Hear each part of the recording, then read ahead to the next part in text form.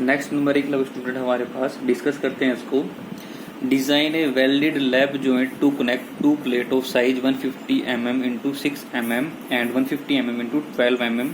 The joint will withstand with the strength of a plate when the permissible tensile stress is 150 MPa megapascal और सी stress is 108 megapascal. देखो भाई, अब यहाँ पे किस चीज़ को डिज़ाइन करना है, यहाँ पे हो रहा है हमारा लैब जोड़। इससे पहले हम जो पढ़े थे वो कौन सा जॉइंट था हमारा, बट जॉइंट या fillet weld joint.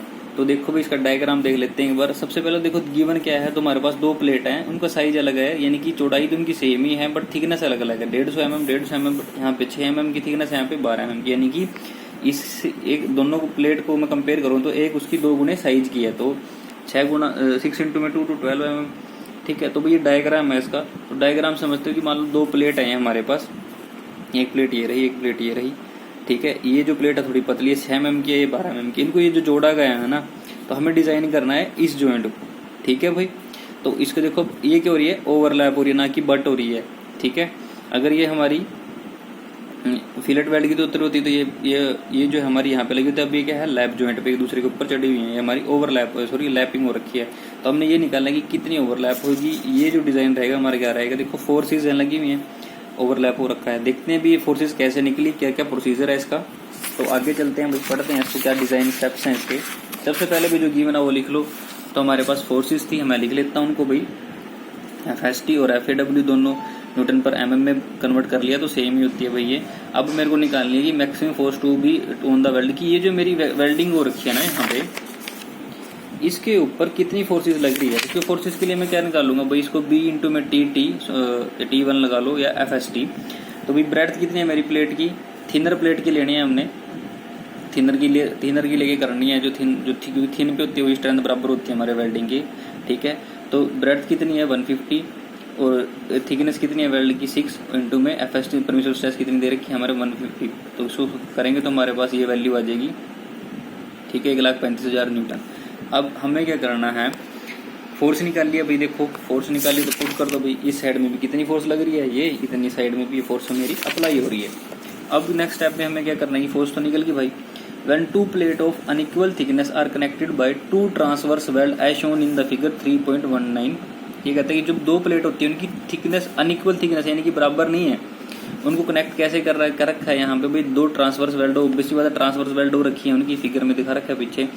To plate will be extended by the same amount as such the strain in the two plate will be same. ये कहता है ये दोनों प्लेट को अगर इनइक्वल है ना, तो हमें उनको एक्सटेंड करना है सेम अमाउंट में। कैसे कि जिससे एक्सटेंड कैसे करेंगे, जो स्ट्रेन है ना हमारे दोनों प्लेट के अंदर वो सेम रहे, but the force in each plate will be proportional to its thickness. Strain तो सेम रहेगी बट जो फोर्स होगी ना दोनों प्लेट के बीच में वो सीधा डायरेक्टली प्रोपोर्शनल होगी किसके, जितनी दोनों प्लेट की थिकनेस है। अगर 6 mm है तो 6 के प्रोपोर्शनल होगी, अगर 12 mm की प्लेट है तो 12 के प्रोपोर्शनल में होगी। नेक्स्ट स्टेप है, तभी इसको आप पेपर में वैसे कर सकते हो बेटे, यहाँ पे स्टेप 1 लिख लेना, जो भी न्यूमेरिकल है, स्टेप 1, स्टेप 2, स्टेप 3। ठीक है, यहाँ पे स्टेप 2 स्टार्ट हो गया। देखो सॉरी स्टेप 2 पढ़ लिया मैं, नेक्स्ट स्टेप 3 है। In order that the weld are stressed to the same amount, the size of the weld be in the same proportion of the thickness of the plate. ये कहता है कि जो weld मेरी स्ट्रेस हो रखी है, दोनों मेरी जो वेल्ड है दोनों प्लेटों के अंदर सेम अमाउंट में स्ट्रेस्ड है, जो साइज होगा मेरी वेल्ड का वो किसके प्रोपोर्शनल में होगा, जो थिकनेस होगी मेरी प्लेट की। तो एक की 12 है, एक की 6 है, तो डिवाइड करेंगे तो कितनी होगी भाई 2। ठीक है, अब let the size of the weld connected to the thinner plate. ऐसे कहता है कि भाई हमने कंसीडर कर लिया, मान लिया कि जो मेरा वेल्डिंग का साइज है पतली वाली प्लेट 6 mm प्लेट के लिए वो खाली S है, साइज S या XY जो भी आपको अच्छा लगे वो ले सकते हो, और साइज है जो मेरी थिकर प्लेट के लिए जो मोटी प्लेट है 12 mm की वो होगा 2S। ठीक है, इसमें 2 गुना बस बात है। नेक्स्ट स्टेप है भाई 5, effective length of the each weld की। इफेक्टिव लेंथ कितनी रहेगी, अब वेल्ड की कितनी है भाई, कहता है कि 150 mm।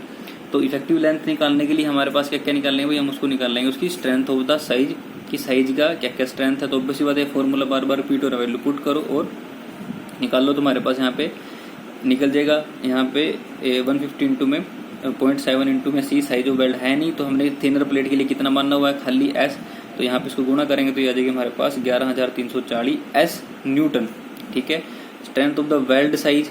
ठीक है, वेल्ड साइज इसके बराबर होता है 2s इज इक्वल टू सारी इक्वेशन इसके बराबर पुट कर देंगे भाई, सॉरी इसके बराबर नहीं पुट करेंगे, यहाँ पे 2s पुट हो जाएगा 108, तो हमारे पास ये आ जाएगा, ठीक है 22,680 एस न्यूटन। अब क्या करना भी, strength of the welded joint, जो हमारा वेल्डेड जॉइंट है ये तो वेल्ड के साइज तक स्ट्रेंथ निकाल लिया हमने, ठीक है सिंगल प्लेट के लिए डबल प्लेट के लिए। अब जो वेल्डेड जॉइंट है उसकी स्ट्रेंथ कितनी है, इन दोनों को जोड़ देंगे तो हमारे पास वैल्यू आ जाएगी कितनी, 34,020 एस न्यूटन। अब हमने क्या करना है, दो इक्वेशन 1 इक्वेशन 2 इनको इक्वेट कर देंगे तो हमारे पास वैल्यू निकल जाएगी एस की, ठीक है। तो एस की वैल्यू हमारे पास कितनी आई भाई, इतनी 3.9 आई है, तो इसको कितना लिख लेंगे हम, से 4 mm ही लेके चलेंगे।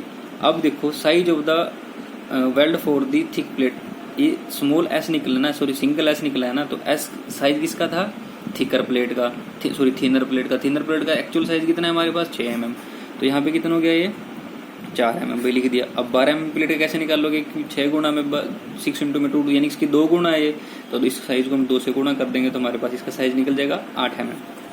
चेक, अब देखो भाई चेक क्या अप्लाई करना है, चेक हमारा यहाँ पे अप्लाई को size of the weld for each plate is less than the maximum size permissible. जो साइज होगा मेरे वेल्ड का हर एक प्लेट के लिए मैक्सिमम किससे कम होना चाहिए, जो मैक्सिमम परमिसिबल साइज है उससे कम होना चाहिए मेरे वेल्ड का साइज, जो मैक्सिमम परमिसिबल साइज, तो उसको क्या है, अगर 6 mm प्लेट उसको 1.5 से माइनस कर देंगे तो 4.5 आ गया, ठीक है। और 12 के लिए कितना है हमारा, तो 12 के लिए 1.5 से माइनस तो 10.5 आ गया। अब नेक्स्ट स्टेप क्या है इसमें, the overlap should not be less than 5 time the thickness of the thinner plate 6 into में 5 mm। ये कहता है जो हमारा ओवरलैप है ना वो किससे ज़्यादा नहीं होना चाहिए, 5 टाइम होना चाहिए मेरे थिकनेस। अगर 6 mm किया तो उसको 6 से गुणा कर देंगे 30 mm, जो ओवरलैपिंग रहेगी। अगर 12 की बात हो रही है तो 12 इंटू में 5 60 mm, ठीक है। अगर 30 mm तो इसको हम 50 भी ले लेंगे। ये जो ओवरलैप की लेंथ है थिनर प्लेट के केस में, ये ओवरलैप है ये मेरा 30 mm से, जो ये 5 टाइम नहीं होना चाहिए, 5 टाइम होना चाहिए भाई।